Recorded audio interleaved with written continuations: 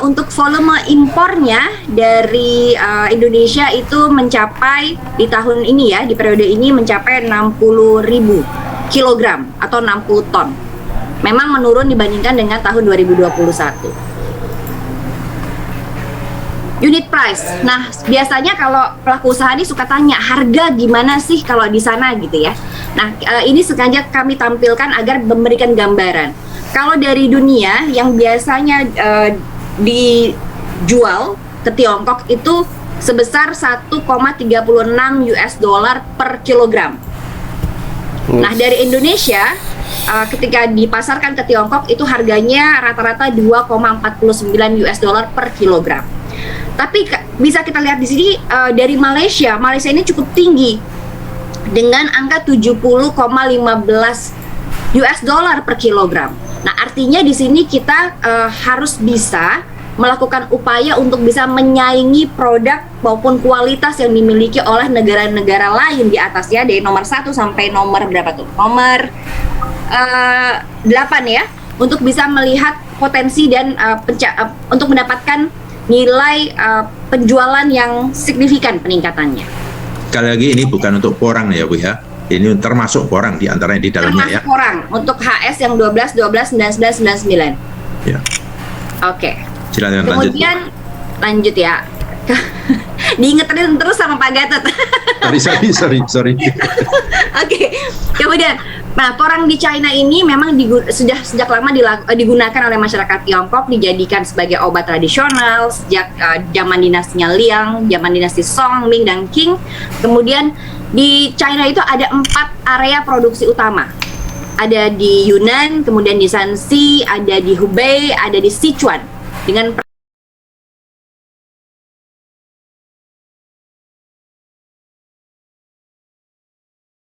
University, Zhejiang Academy, dan lain-lain. Nah, artinya ini mungkin bisa memberikan salah satu masukan bagi Indonesia untuk bisa mengembangkan potensi yang sama lebih besar lagi dengan mengajak mengajak akademisi-akademisi selain mengajak para petani tentunya dan juga asosiasi-asosiasi untuk produk yang sama. Oke. Peluang dan tantangan mungkin hampir sama seperti yang sudah disampaikan oleh Pak Dirjen dan juga Pak Direktur. Namun mungkin yang menarik adalah adanya penerapan GACC Decree 248 per 1 Januari 2022. Oke, in short Bapak dan Ibu, secara singkat sebetulnya saya ingin sampaikan bahwa untuk porang ini mungkin perjuangan yang luar biasa yang kalau boleh saya raise di sini. Yang pertama adalah sejak kita ditutup akses masuk ke Tiongkok per 1 Juni 2020, intensitas untuk melakukan dialog, melakukan bilateral meeting dan tugas-tugas di domestik itu luar biasa kuat dan kencang sekali. Seperti misalnya dalam pertemuan bilateral antara Menteri Perdagangan dengan Menteri MOFCOM atau Menteri Perdagangan China itu juga sudah berlangsung. Ibu, suaranya hilang Bu. Halo? Halo? Ya, terus Bu Ya. Marina. Bagus suaranya Bu, bagus. Oke. Baik, saya lanjut ya. Kadang-kadang saya kalau terputus begini lupa tadi sampai mana ngomongnya. Oke. Kemudian artinya perjuangan Pemri bersama dengan pelaku usaha untuk bisa menggulirkan kembali akses pasar produk chip porang ke Tiongkok ini sudah sangat masif dan luar biasa. Seperti dilakukan beberapa kali bilateral meeting antar level yang tertinggi, baik Menteri Luar Negeri dengan Menteri Luar Negeri China, kemudian antar Menteri Perdagangan, kemudian Bapak Duta Besar langsung melakukan diskusi dengan Wakil Menteri GSCC untuk membahas ini, kemudian juga korespondensi secara surat menyurat dari nota diplomatik dan surat-surat yang disampaikan oleh Kementerian Pertanian itu sangat masif dan luar biasa dan membuahkan hasil, sehingga di November dan Desember di antara dua range waktu itu ditandatanganilah protokol porang. Kemudian di awal Januari 2022 mulai dilakukan korespondensi untuk pengiriman sampel PC dan beberapa hal terkait dengan dokumen-dokumen agar percepatan ekspor konjak chip kita bisa segera dilakukan atau bisa segera dibuka oleh Tiongkok. Nah, kemudian mengenai GACC Decree ini memang ada permintaan dari Tiongkok karena semua produk makanan dan produk-produk yang terkait dengan kesehatan itu sebetulnya diminta untuk di-submit atau diregistrasi melalui GICC Decree 248 dalam bentuk sistem. Jadi online basis, database. Dan itu sudah dilakukan oleh pemerintah Indonesia mengawal isu ini, termasuk mengawal saat ini ada 9 pelaku usaha konjak chips yang sudah diregistrasi. Memang ada beberapa PR, nanti akan saya sampaikan di akhir. Oke, kemudian, nah yang menarik adalah tadi yang saya sebutkan selain GICC Decree ini adalah mengenai harga. Jadi kalau kita kembali bicara mengenai ekspor Tiongkok ke dunia, saya bisa sampaikan bahwa yang paling besar itu ekspornya Tiongkok kalau dilihat dari harga, mereka ekspor ke Bahama dengan harga itu 250 US dollar per kilogram. So Bapak dan Ibu sekalian bisa bayangkan kalau kita bisa ambil ceruk di negara itu, mungkin juga nilainya menjadi lebih meningkat. Kemudian juga ke Serbia itu sekitar 20 US dollar per kilogram. Nah, ini sebagai beberapa negara di mana Tiongkok melakukan ekspor. Nah, yang menarik juga adalah bahwa Tiongkok ternyata juga melakukan ekspor HS 12-12-9999 ke Indonesia nih, Pak Dirjen, Pak Direktur. Jadi ada nilai ekspor ke Indonesia sebesar 243.833 US dollar untuk periode Januari sampai dengan April 2022 atau mencapai 62 ton. Dan ini meningkat dibandingkan tahun lalu sebesar 283%. Nah, jadi ada juga yang masuk ke Indonesia. Oke. Terkait dengan registrasi secara menyeluruh, sebetulnya Pos Indonesia ini berada di peringkat pertama dari seluruh negara anggota ASEAN, di mana sudah mencapai lebih dari 2.300 perusahaan yang terregistrasi. Jadi penerapan GICC Decree ini berlaku untuk seluruh negara, tidak hanya untuk Indonesia. Jadi seluruh negara mengalami hal serupa. Dan total dari seluruh negara itu sudah ada 69.223 perusahaan yang terregistrasi di sistem China Custom atau CIFR. Nah, Indonesia di antara negara anggota ASEAN termasuk yang terbesar, yaitu 2.311 perusahaan.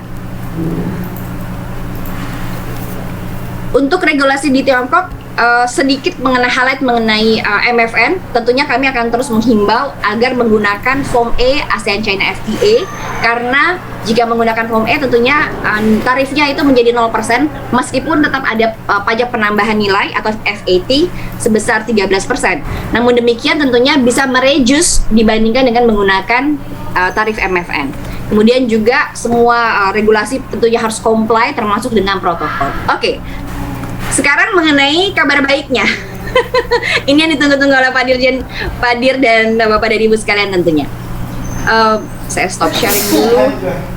Bapak dan Ibu, kabar baiknya adalah untuk 9 perusahaan yang sudah diregistrasi, Tiongkok tidak meminta untuk dilakukan audit, baik audit rumah kemas maupun audit kebun porangnya, kebun chip porangnya. Nah, itu yang pertama. Nah, hanya saja Bagus. Nah, hanya saja ada satu hal yang perlu menjadi PR, yaitu kehati-hatian dalam melakukan registrasi melalui sistem, karena ini sangat menghambat. Jadi mungkin Bapak dan Ibu pelaku usaha yang melakukan registrasi itu perlu pendampingan Pak Dirjen, Pak Direktur, karena akan menghambat proses registrasi apabila tidak segera dilakukan perbaikan ataupun pendampingan. Sebagai contoh, saya tidak perlu sebutkan nama perusahaannya. Nanti Bapak dan Ibu dari Badan Karantina tentu paham kalau saya sebutkan nomor. Misalkan nomor 1, perusahaan yang ada di nomor 1 dalam list tabel itu ketika di verify oleh GICC, dilihat nomor registrasinya tidak sesuai dengan nomor overseas yang kita kasih. Jadi kita keluarkan nomor registrasi, tapi itu ketika di sistem tidak sesuai, ada kesalahan pencantuman. Kemudian untuk perusahaan yang berada di posisi nomor Kena mute Bu, Ibu ke mute. Yang tadi terdengar sampai mana ya? Mohon maaf. Tadi. Yang nomor Sudah, Bu, sudah registrasi terdengar. kesalahan. Oh, oke. Tadi Setelah nomor nomor satu. Nomor satu itu nomor registrasi tidak sesuai. Nomor 2. Kemudian nomor 2 alamatnya tidak sesuai. Jadi ada kesalahan antara alamat yang di dokumen di-upload dengan yang di typing itu berbeda. Kemudian seperti nomor 6 juga nomor registrasi tidak sesuai. Nah, ini yang menjadi hambatan-hambatan administrasi yang tentunya perlu menjadi concern. Tadi kalau Pak Dirjen sampaikan bahwa memang betul kita itu lebih sering kepleset, kesandung, jeleduk, jeleblak karena kerikil gitu ya. So devil is always on the details. Kalau yang sudah besar-besar tuh kita pasti sudah aware karena kelihatan di depan mata. Jadi kita sudah punya preparation yang bagus. Tetapi yang kecil-kecil ini kadang-kadang terlewat dan akhirnya justru menjadi sandungan. Jangan lupa bahwa sandungan kita pada saat adanya hambatan akses ekspor porang pertama kali itu juga karena bisa kita evaluasi kembali bahwa itu karena kita lalai untuk menjaga keamanan produk pangan yang kita ekspor ke Tiongkok, yang ditemukan kotoran, tanah, ulat, dan lain-lain sehingga dianggap tidak sesuai, padahal selama 15 tahun kita ekspor porang nggak ada masalah gitu ya. Nah, hal-hal seperti ini yang membuat kita terlena. Kerikil-kerikil itu membuat kita terlena karena kita anggap itu kecil gitu. Dan jangan lupa Bapak dan Ibu, akdaknya juga kecil di sini, kecil-kecil cabai rawit kalau kata orang. Nah, jadi Bapak dan Ibu sekalian, tentunya kami berharap agar hal baik dan juga beberapa PR yang perlu kita selesaikan atau tindak lanjuti bisa disegerakan agar dalam waktu yang sangat singkat ekspor porang kita bisa dibuka kembali dan 9 perusahaan bisa langsung mendapatkan izin ekspornya kembali ke Tiongkok. Kemudian Badan Karantina beserta dengan seluruh unit terkait di Indonesia bisa langsung meregistrasi perusahaan-perusahaan lain untuk submit melalui sistem. Kira-kira begitu. Baik Pak Dirjen, saya kembalikan kepada Pak Dir. Baik, terima kasih Bu Marina. Ini gimana operator kok nggak mute ya? Ya. Baik, tolong yang lainnya di mute ya, Bapak Ibu semuanya. Terima kasih Bu Marina, Bu atas perdagangan kita di RI ya, di KPRI di RRC untuk RRC di Beijing yang menurut Bu Marina tadi kecil-kecil cabai rawit dan cantik imut-imut gitu ya Bu Marina ya. Jadi semuanya sudah tahu ya, semua pihak atau semua pelaku usaha budidaya maupun pelaku pasar porang sudah tahu pucuk personel kita untuk pembukaan pasar di China. Kita ada di Bu Marina tadi ya, yang telah membantu kita semuanya. Harapan kita terus Bu Marina untuk kita bersama-sama berjuang untuk terus tentunya tadi kabar baik tadi adalah yang disampaikan Bu Marina tadi, tidak perlu melakukan semacam verifikasi ya. Audit Bapak, audit video, tidak perlu melakukan audit video. Artinya tetap melakukan registrasi, tetapi udah registrasi itu, hasil registrasi itu disampaikan kepada GACC dan GACC tidak perlu lagi audit. Itu akan mempersingkat waktu, begitu ya Bu Marina ya, mestinya. Betul sekali Bapak. Ya. Jadi GACC tidak untuk yang 9 perusahaan ini tidak akan melakukan audit seperti yang lain ya, yang ketika kita mau mengajukan buah-buah tropis misalkan. Oke. Artinya perusahaan-perusahaan berikutnya untuk porang ini ketika sudah terregistrasi lagi oleh Pak Kapus di Parantan, tentunya harapannya kan tidak perlu audit lagi kan. Artinya dari nomor 1 sampai 9 yang sudah disampaikan oleh Pak Adnan, kemudian nanti segera menyusul 10 sampai dan seterusnya, itu tentunya seragam perlakuannya, tidak perlu audit juga kan. Mudah-mudahan ya Bu Marina ya. Bapak, kami juga berharap hal yang sama. Karena itu ketika ditanyakan progres mengenai bagaimana 9 perusahaan, kami terus berdoa agar tidak perlu ada proses inspeksi virtual agar cepat segera selesai. Nah, hanya saja yang paling penting adalah perbaikan-perbaikan tadi agar bisa segera dari examine dalam sistem menjadi approve. Ya, gitu. Ya, baik. Jadi tindak lanjutnya examine menjadi proof betul-betul. Jadi untuk itu kita ikuti langkah-langkah berikutnya ya Bu Marina ya. Tentunya ini ditindaklanjuti dengan apa namanya, komunikasi langsung dengan importernya ya, untuk kemudian melakukan transaksi. Begitu kan Bu Marina ya?